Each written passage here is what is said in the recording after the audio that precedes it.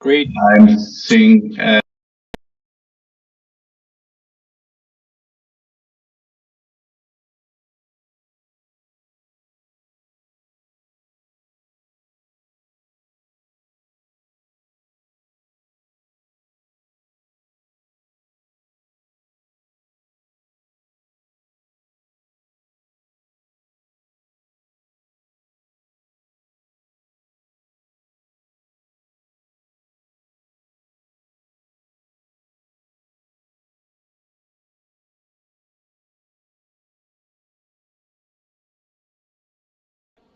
Councillor Nixon. I took that there was an undertaking given by Gavin Hammond that he would take a lead role in that, and he would arrange that out with the meeting. I don't think it was formally a decision, but we certainly did acknowledge that that was a positive move, and I would look to maybe just officers to remind.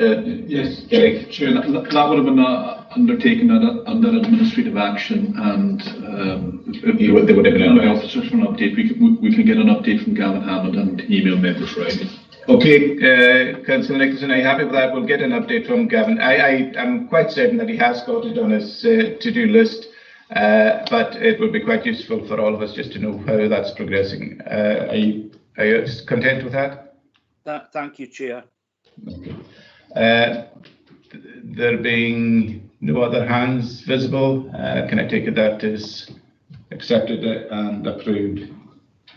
Just as a reminder again, the declaration of interest, members are asked to declare any interest they have in any items on the agenda, and it would be helpful if members expressed why they are declaring an interest in the item. If you wish to do so, please indicate by raising your hand now. Okay, I don't see any interest declared at this stage. Just a reminder, ensure that if you become aware that you do have an interest as the meeting progresses and the items under discussion, feel free to bring that to our attention, and the protocol for declaration of interest will then kick in. Item 3 on our agenda is under the Constitution, and this is the Civic Government Licensing Panel appointment of member. This report is to appoint a member to the Civic Government Licensing Panel. Mr. Paul Finnegan has intimated his resignation as a member of the panel, and the committee is invited to appoint another member in his place. I don't know if Derek, do you wish to just make a brief? Not much to add to the report, just indicate to members the current membership of the panel is the Chair, Councillor Paul Steele, Councillor Ian M. MacLeod, Councillor Angus Morrison, Councillor Ranald Fraser and Councillor Neil Mackay. The panel has 7 members in terms of the scheme of administration, and so far in this term there have only been 3 meetings in the panel, and we're seeking a nomination who need not be a member of the committee, just a member of the quorum to go on to the panel. Members, can I invite you to propose or express an interest even, or propose either a member of the committee or a member of the wider membership of the council for this vacant post? Don't all rush. Okay, Councillor Angus Morrison. I think you're still muted, Angus. Sorry, thanks. Sorry about that, Chair. Yeah, could I propose Councillor Charlie Nicholson to this appointment? Okay, seconder for that. I will second that. Councillor John Mackay. Are you happy with that nomination, Councillor Nicholson? Thank you, Chair, for the nomination. I have to decline, and members will understand in months to come why. Thank you, Chair. Okay, Councillor Ian M. MacLeod, can I invite you to come in and mute your mic? Yeah. Yeah, thank you, Chair. I nominate Councillor Roddy Mackay used. Roddy Mackay used. A seconder for that? I'll second that. Was that Ray McKinn? Yeah. And are you happy of Roddy to be nominated to the vacancy? Yeah, I'm quite happy with that, yeah. Thank you very much, Roddy. I have to ask, are there any other nominations? Thank you, colleagues. So Roddy Mackay is appointed to the vacant position on that committee, on that panel, I beg your pardon. Okay, thank you for that. The next item on the agenda is the library service. The report by the Head of Economic Development and Planning. Seeing Kathleen Millen here. I don't know if you're going to speak to the report, Kathleen, or is Joe, or I think you're taking the lead in it. Okay. We certainly welcome the report on this update. The report provides a progress update on the library and information services and requests approval for the development of a full plan. Kathleen, over to you. Kathleen. Hear me now? That's it. Let's get on. That's great. Sorry, problems with Teams. Apologies for that. Thank you, Chair, and good morning to everyone. Yes, this report just outlines how the Callers Libraries have continued to provide valuable services to individuals and communities throughout the lockdown period and beyond. The important role libraries can play in post-COVID recovery has been highlighted in a recent report conducted by the Carnegie UK Trust. And the local service here is already involved in a range of activities, including supporting digital engagement through the Connecting Scotland scheme, which is gifting devices to those normally who would not have be able to get online, along with the provision of books and resources to families and individuals. As I mentioned, we provide a range of sort of services, and digitization is one of them. We've recently received a 34,000 grant from the Scottish Government to support our digitization policy. It's proposed that the service begins work on a new forward plan now to strategically guide the future development of the service, and which will be informed by the new National Public Library Service Strategy, which is currently under development and due to be published imminently. Thank you. Kathleen, the conclusions of the Carnegie report, I think we can all recognise the value of library services and such other services. I think there's only so much daytime television and reruns that we can take, really, and to have some very positive resources like library services available to us is absolutely vital. I'm seeing a few hands. I'm seeing Councillor Ian MacLeod's hand up. I suspect it's a legacy hand from earlier on, but if it isn't, can remain there. Okay, I'm seeing Councillor Angus McCormack and then Councillor Gordon Murray. Thank you very much indeed, Chair. Library service is, of course, a fundamental service for us all, and the one thing we want to do is to support it as much as we possibly can. But clearly from the report, it's under some real stress and tension. Maybe I could refer Kathleen to 9.8 in her report, where she states that the service's staffing situation has become progressively more challenging, with the staffing complement now insufficient for the service to function effectively without additional resources. I wonder if you could explain to us, Kathleen, why we have arrived at this situation. I think it's sort of historic as well. We did have, if you go back to the last Libraries Forward plan, there were a number of sort of tasks we had. One was a sort of review of the community libraries, and the other was a staff review. And we undertook that staff review, but it never actually got put forward because of the sort of full council service review that happened. So that's sort of just in limbo at the moment. And recently we've had a couple of partial staff retirements and changes, and but no appointments. So we have a 12 full-time equivalent for the entire service at the moment. So we do need to look at what we need. We're especially lacking in sort of developmental support, sort of specialist skills, especially we don't have a dedicated youth librarian to support the schools and the public libraries that are based in schools. So there are areas where, we need to look at. Do you have any idea, sorry, Chair, do you have any idea, Kathleen, of what the deficiency is? How many staff do you require that we do not have? Well, certainly Castle Bay, we don't have an appointment there. So the schools in the libraries, in the public libraries, sorry, the public libraries in the schools provide a public library service as well as a school library service.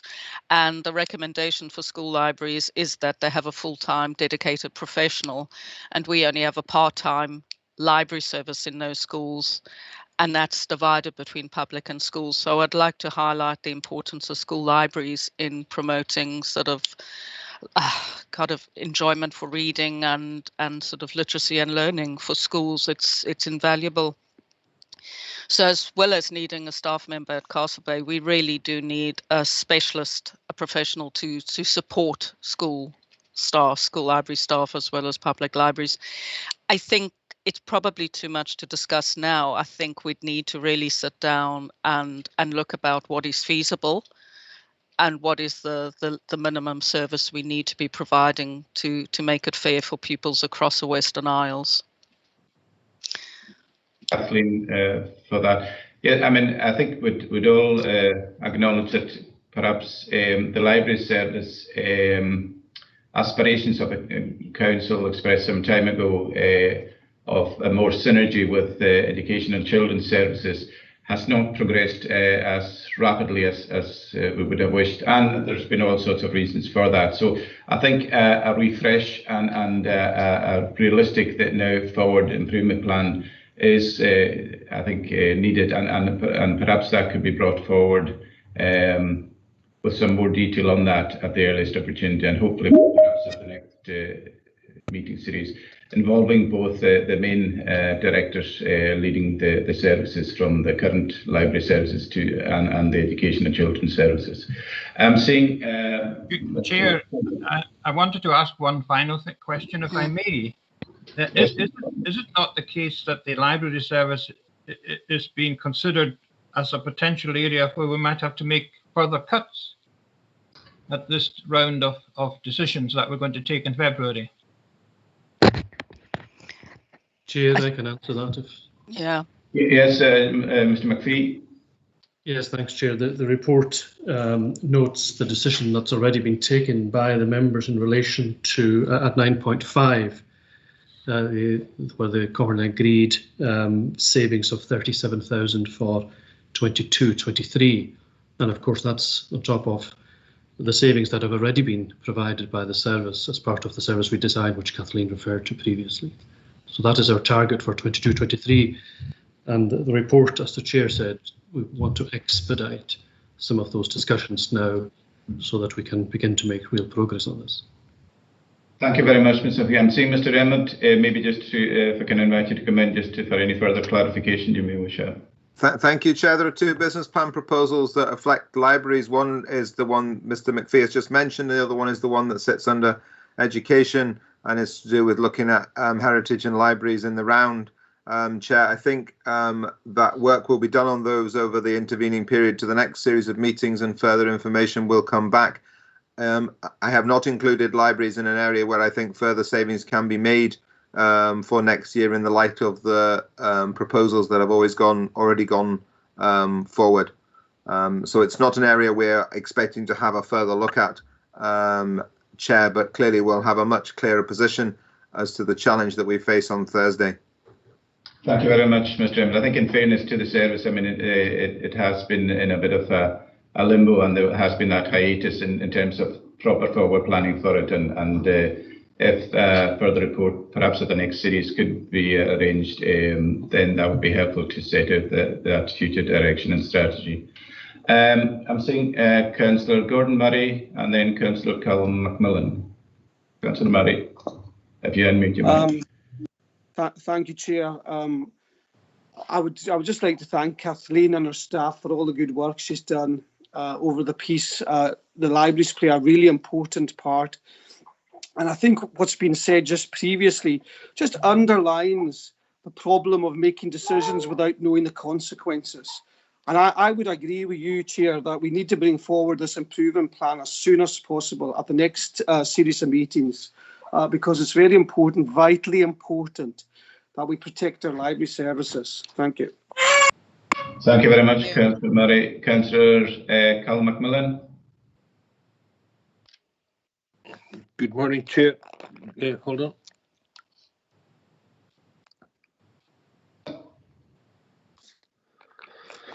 Yes. Good morning, Chair. Good morning, all. I would have to take you at your word that sometimes a bad connectivity can hide a few ugly faces, and we should look at that.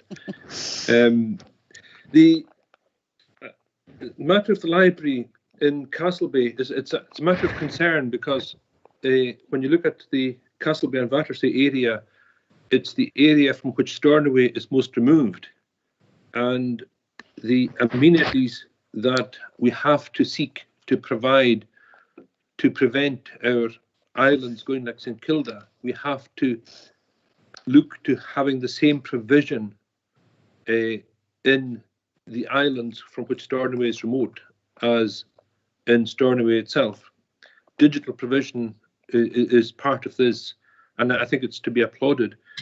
But it's concerning that there is no frontline or human person, not a digital person, in the library, because it does make a big difference to usage.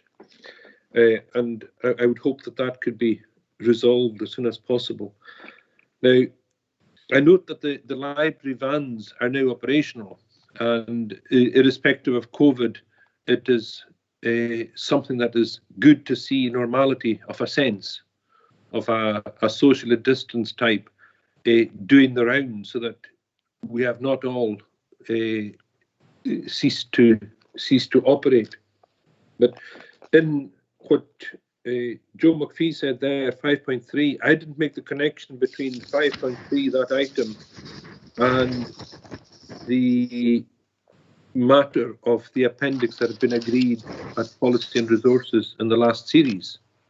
It doesn't make that quite clear, unless I'm misreading what Mr. McPhee said, and from what Mr. Emmett said afterwards. The proposal seems from the service seems to be to protect the library service with the current funding. If I could be given clarification if I've got that right, and if not, it'll be something that I'll be seeking to take up at the budget series of seminars, and probably the amendments if we come to that, because libraries, I find myself agreeing with Angus McCormick twice in 2 days, and that's something to be put down in the books in itself. But the library service, it's almost like continuing education for a lifetime, and that is where we have to seek to go, particularly in areas of rurality, where we have to look at every opportunity of being connected to the outside world. And I would try and keep the funding intact for the libraries as much as possible, and the sight of library vans doing the rounds is something that councillors in their decision of the last, I think, 3 years have managed to get to this pass. So it's something that councillors have to look around and say, yes, that decision of a strategic nature was done. And I think, without a word of a lie, most of us will not be here when the time comes to revisit whether we keep the next series of book vans or library vans on the road. That's for the next generation to look at.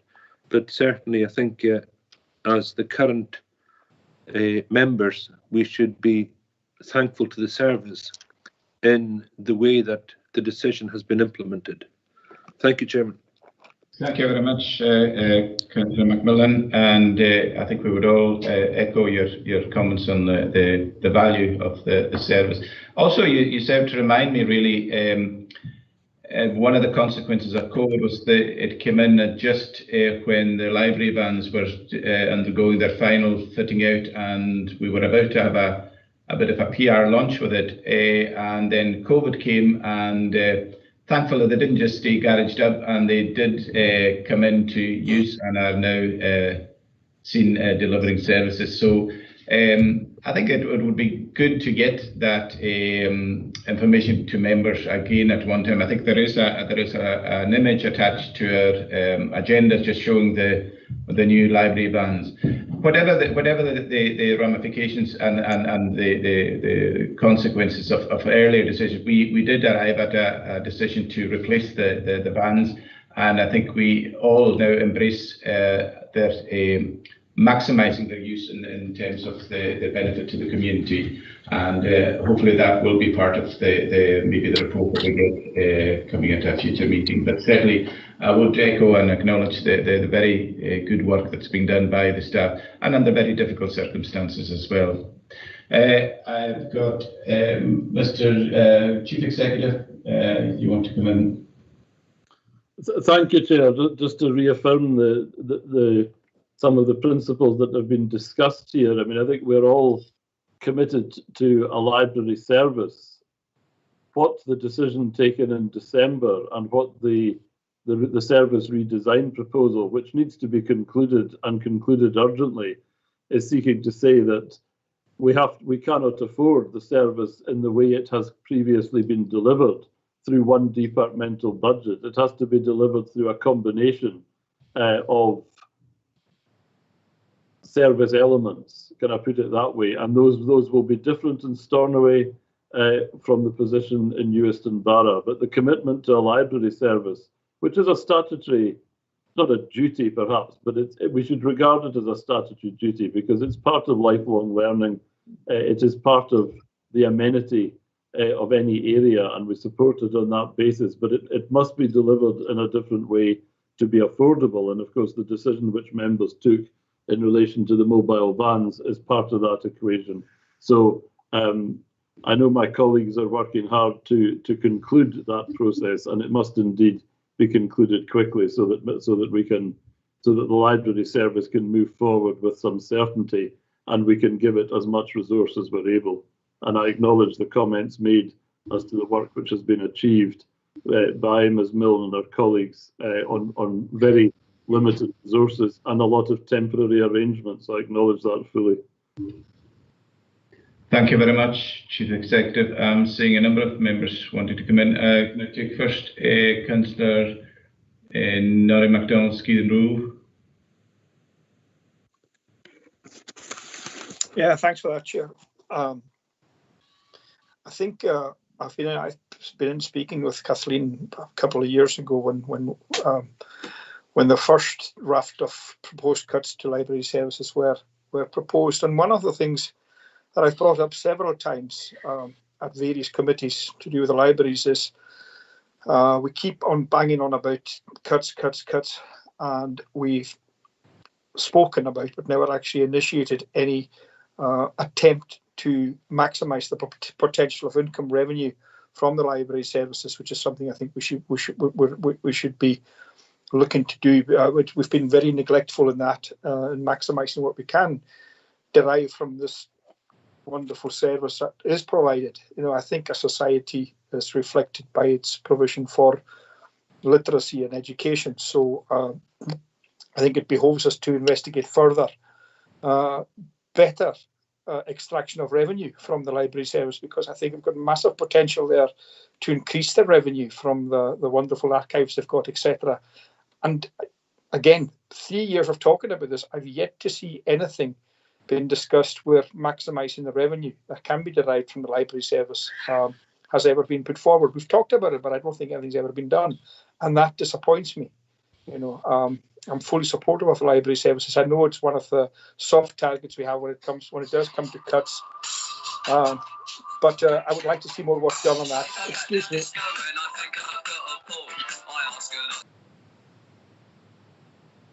Councillor MacDonald, and for the background music to accompany your last remarks as well. I think I've got Councillor Callum McLean. You want to come in if you unmute your mic? Thanks, Chair. I think that we have to acknowledge the value of this service here. And it is a service. And sometimes we have to pay for that service. It is not altogether income generating. It's a service to what I would say in particular, 2 areas. To the very young, that's to our children. And we must try to get the principles of reading books back. And I know we're in an IT technology era, but I do believe that the value of reading books must be emphasised. And I'm glad to say over the past number of years, Kathleen and the library staff have done a fantastic effort in that. And to see, as Angus McCormack has highlighted today quite rightly, number 9-8, that there's challenging times ahead of the library.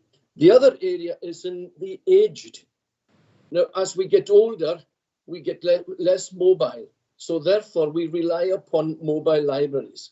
And the value that they do to give books to these sort of people, and many of us here are getting into that sort of age bracket. And the value that is to them is absolutely, it cannot be monetized. We need to put in the money into this service. And it's good to see, as the Chief Executive said, is that this can be distributed over a number of areas. So I think we do need, and it's good to see that we're some form of forward planning, as you've suggested, Chair, comes timely and as quick as we can on this one. Thank you very much, Councillor McLean.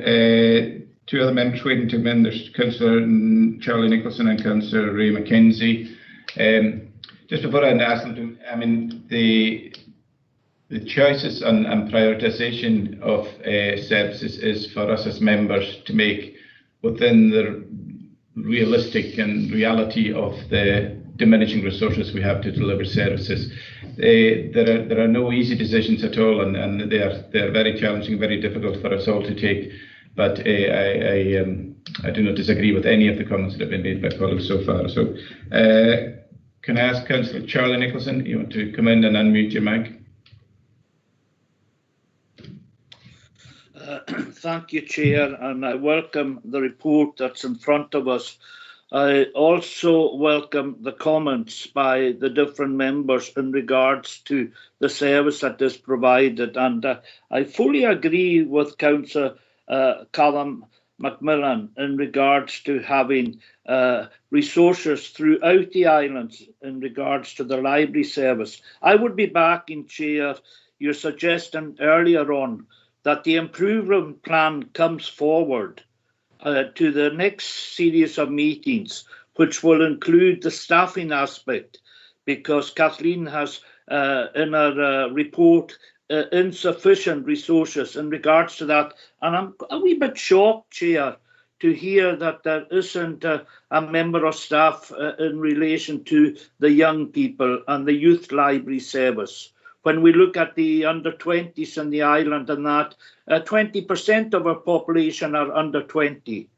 And this, for me anyway, is quite a serious point, and a point I didn't realise. And I thank the opportunity for Kathleen in highlighting the situation more, and the point by Councillor Murray that this is the reason We need more information as members before we make decisions, very challenging decisions. So I would be backing that a report comes back in regards to the improvement plan to the next series of meetings, which includes the staffing issues, and take on board the youth member within the library service. I'm quite shocked we don't have that, considering all the schools we have, all the young people in schools, and those young people under 20 out of school.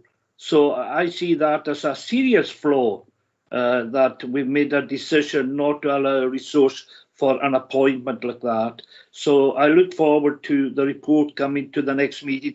I would ask Kathleen, if she's still on, how long have they not had a youth member of staff within the library service? Because I find that very challenging, and I thought we did have someone in that role. And Councillor McLean indicated the wonderful work that Kathleen and her staff have been doing in schools, and yet we don't have a youth member of staff working with the youth and in the way that we would want to encourage youth into the library services.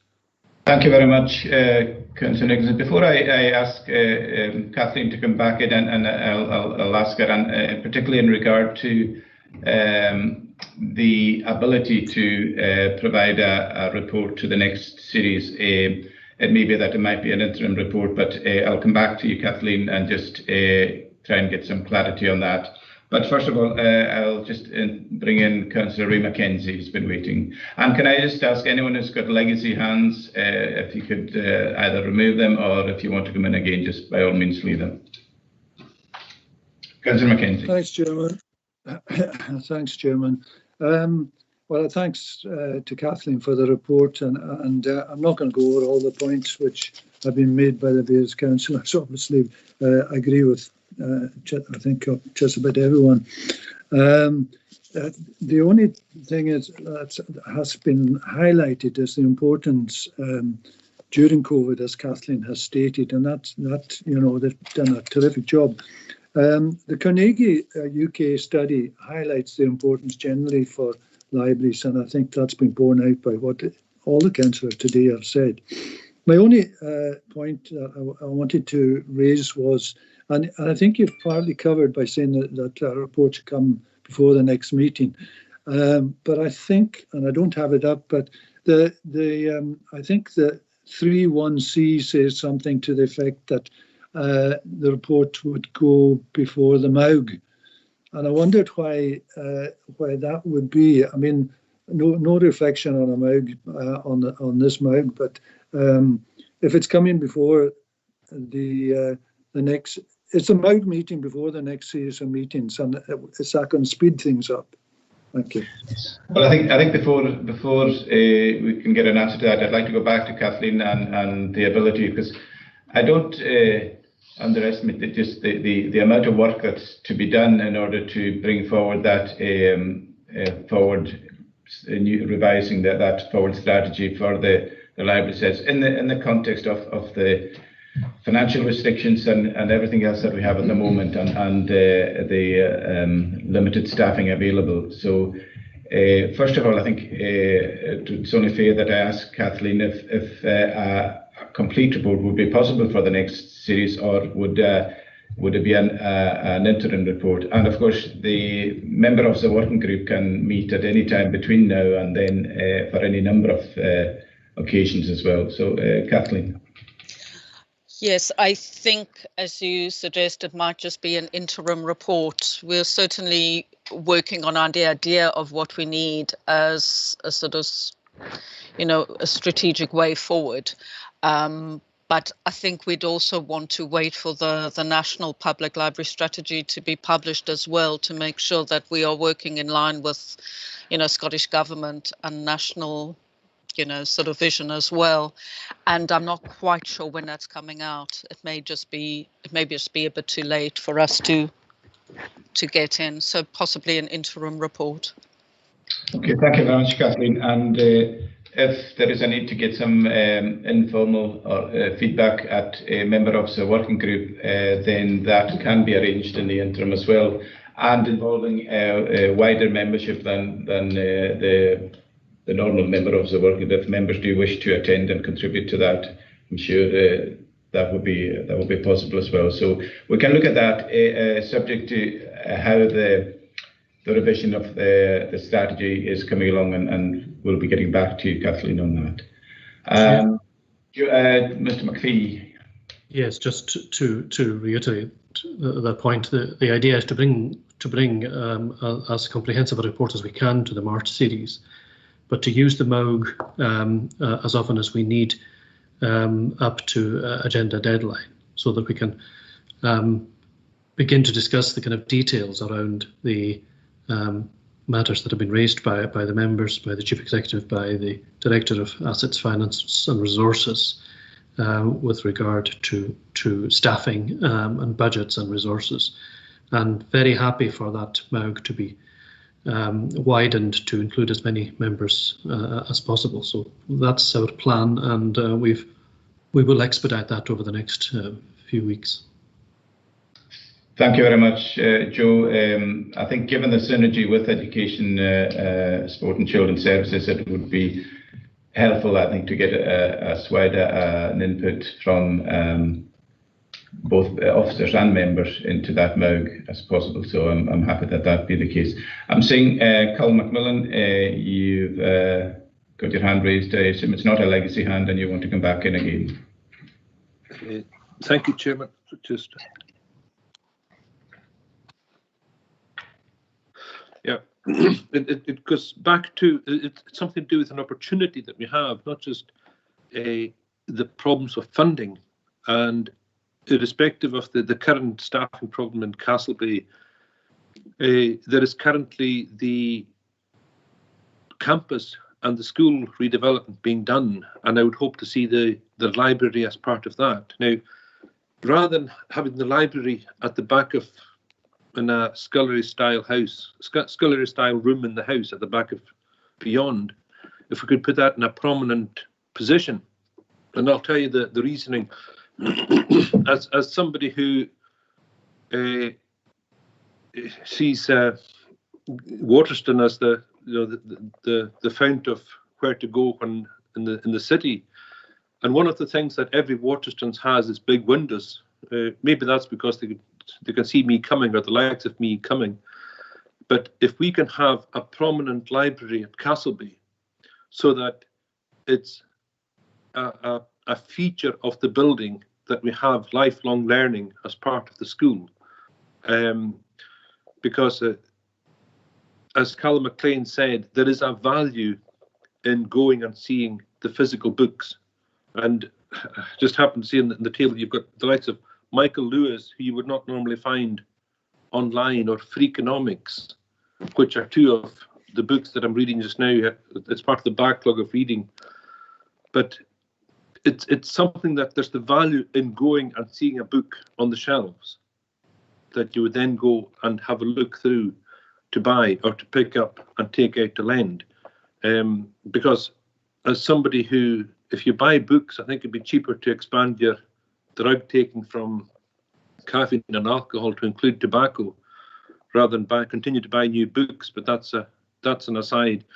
The issue of libraries is that it allows access to the likes of Waterston without the cost of buying the books.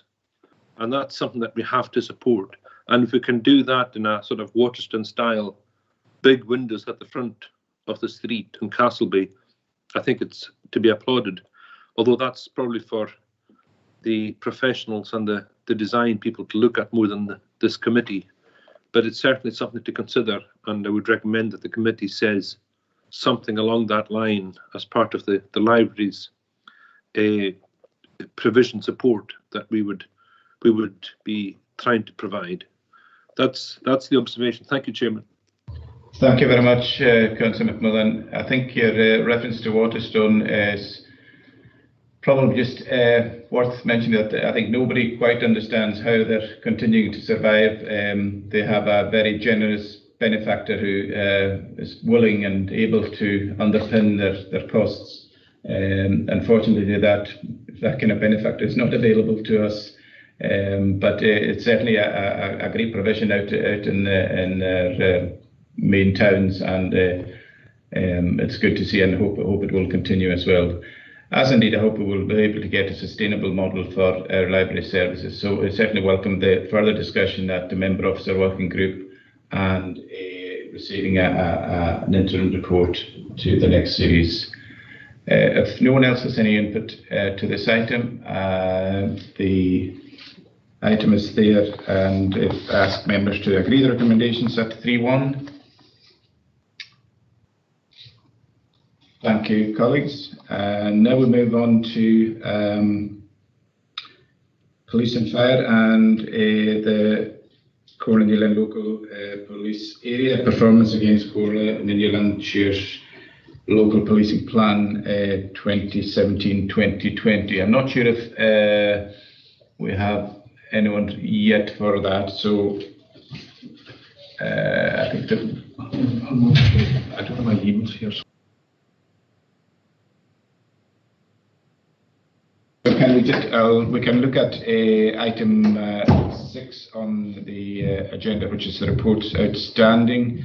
They are there for noting, and I don't know if anyone from just any comment on the House. These I am aware that actions are being progressed on contact with Grace's committees, and I believe our report will be coming forward possibly at the next series on just the outcome of that engagement and plans for further engagement. The discussion with Hebridean Housing Partnership was scheduled for yesterday. It has been rescheduled for, I think, next week or the week following. So following that, there will be an update coming back to committee on that. Is there anything else, Derek, on that? Nothing else to add to that, Chair. Mr. Watson's on the call if you're looking for a brief update in regard to the detail of our engagement with grazing committees. Oh yeah, by all means. Sorry, Ian, I wasn't aware that you were in the room, as it were. Thanks, Chair. Good morning, members. Good morning, colleagues. Yes, as you recall, at the last meeting, we were going to engage with all the Graces committees in the area to get some information on their experiences of making land available for housing.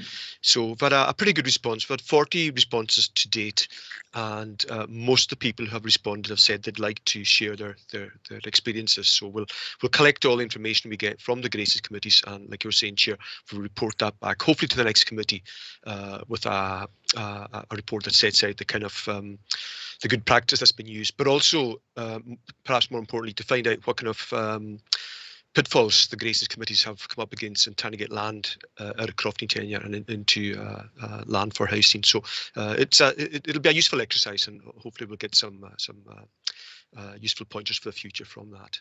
Thanks, Chair.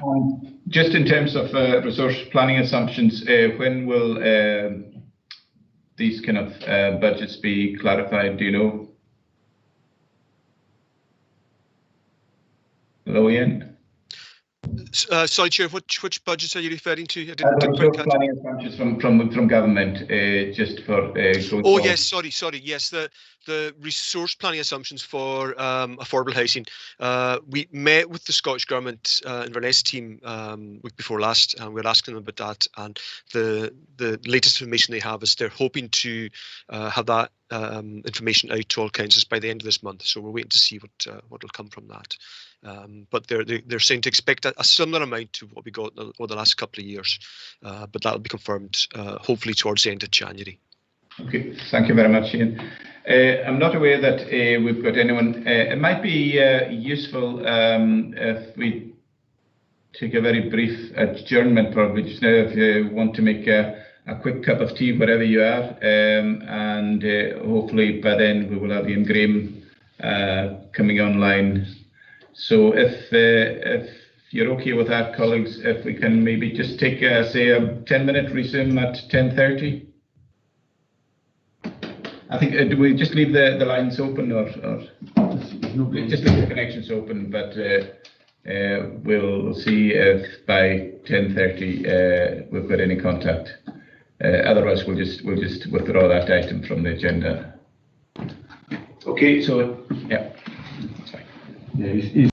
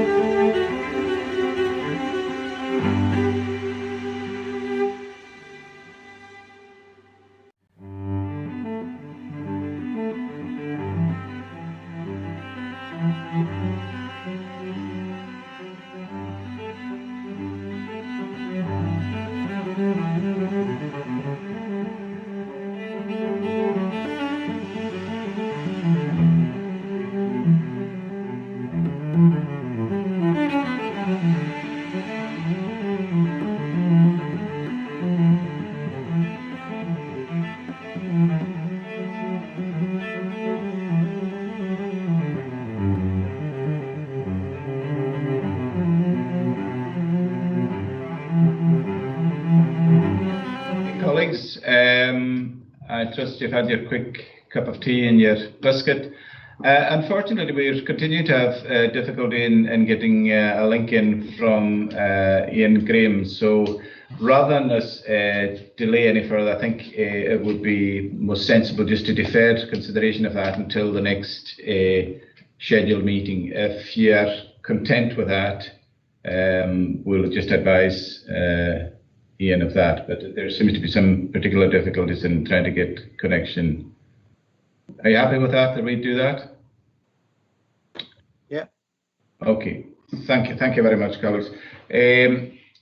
The convener, did you want to come in?